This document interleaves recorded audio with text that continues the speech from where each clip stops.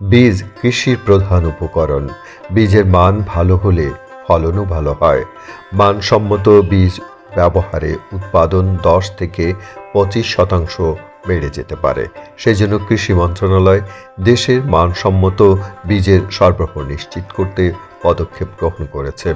সরকারি উদ্যোগের পাশাপাশি বেসরকারি পর্যায়েও মানসম্মত বীজ উৎপাদন হচ্ছে।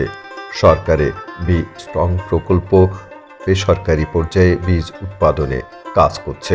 সরকার মানসম্মত বীজ উৎপাদন করে বাংলাদেশ কৃষি উন্নয়ন কর্পোরেশনের মাধ্যমে। বর্তমানে এ প্রতিষ্ঠান মোট চাহিদার 60% বীজ উৎপাদন করতে পারে। বাকি বীজ উৎপাদন করতে হয় বেসরকারি পর্যায়ে। সে লক্ষ্যে বীজ উৎপাদন ও সংরক্ষণ উৎসাহিত করতে প্রকল্প গ্রহণ করা হয়েছে।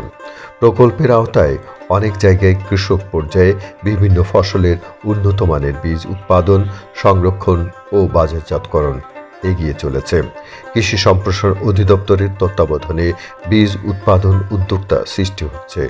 বীজ উৎপাদনের জন্য ভালো বীজ ব্যবহারে বিজ্ঞানভিত্তিক চাষ করতে হয়।